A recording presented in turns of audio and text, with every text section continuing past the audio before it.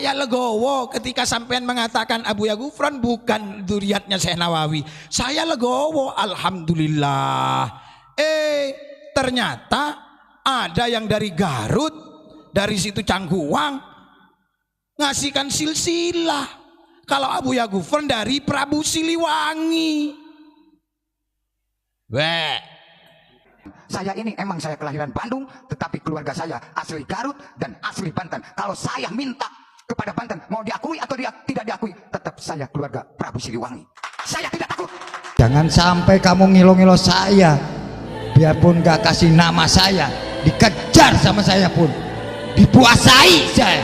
Lihat, sesakti-saktinya manusia sama makan nasi.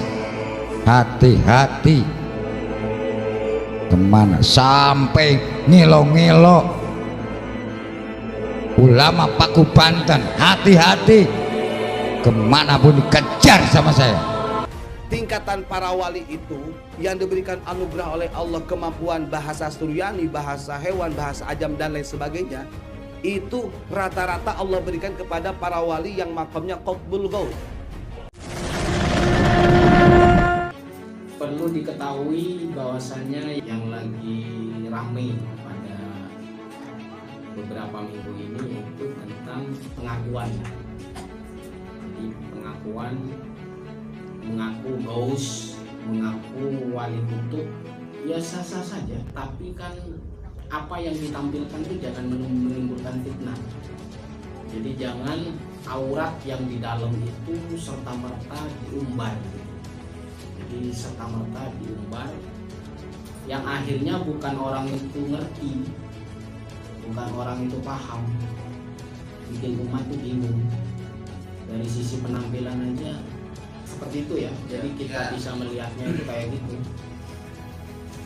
Yang dikhawatirkan apa? Menimbulkan bukan respek tetapi cacian, hinaan gitu. Apalagi menyebutnya pangkat kewaliannya tinggi untuk bos. Perlu diketahui bahwasanya kewalian itu wilayah ya. Jadi kewalian ada wilayah, bisa diartikan wali itu yang kekasih Allah, orang yang dekat dengan Allah ya. Jadi dia tidak terlepas dari aturan sohibul wilayah ya. Ini yang harus diperhatikan oleh seorang wali ketika dia menyimpulkan sesuatu atau mengumbar sesuatu, apalagi kata-katanya melanggar syariat. Biasanya yang banyak dilanggar itu ya sholat. Maka ini hati-hati, karena kalaupun Anda wali, Anda terikat dengan aturan sohibul wilayah, orang yang punya wilayah di daerah tertentu. Saya paham itu apa yang diutarakan siapa? Nah, itu kan ada sohibul wilayah di sana. Jadi jangan sampai asal-asalan memfatwakan sesuatu itu menyejukkan, bukan bikin orang itu bingung, bikin orang itu resah. Kecuali majedub ya, atau dalam arti itu keilmuannya hanya dipakai dirinya sendiri. Itu nggak boleh dijadikan contoh karena dia sudah ketarik. Jadi yang namanya ke dunia dia udah fana, udah nggak ada. Dunianya beda gitu. Ya beda. Jadi udah nggak ada kesadaran yang secara dohir. Maka wali yang seperti ini tidak boleh ditiru. Biasanya wali yang seperti ini dia tidak diperuntukkan untuk menjadi pembimbing, pengasuh, pemelihara, hanya untuk dipakai sendiri. Kalau dia dimintai doa memungkinkan, kalau dia mau, kalau dia mau, tapi dia tidak bisa dijadikan contoh. Kalau Ghaus itu tinggi dia, seharusnya disesuaikan dengan penampilannya. Apapun yang terjadi, pernyataan sekontroversial apapun sampai membuka aurat, kamu para wali akan terikat dengan aturan sohibul wilayah. Saya pernah dengar itu dari teman yang memberikan videonya. mengaku siapa anak keturunan Raja Siliwangi.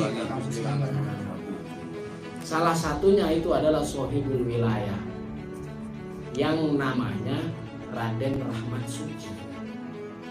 Ada yang mengatakan Rahmatullah. Ada Syekh Maulana Maghribi. Ada Sunan Gunung Jati. Pasti akan terikat dengan ini. Jadi nggak bisa kita mengumbar sesuatu, apalagi aurat, apalagi menantang. Yang nggak setuju dengan saya mati matamu itu mati. Posisimu ada di mana? Ya kalau hanya kewalian biasa ya tidak apa-apa. Tapi ini qutbul aqtab, wus yang tinggi. Kalau seperti ini akan menjelekkan yang wali-wali yang tinggi, wali-wali khumul. Itu akan menjelekkan mereka. Jadi memang kenapa harus menjaga syariat yang zahir? Ya memang untuk memperindah itu. Bahkan Rasulullah Shallallahu Alaihi Wasallam, Allahumma hassin kholqi wa hassin khuluqi. Beliau meminta memperindah penciptaan dan perbaikilah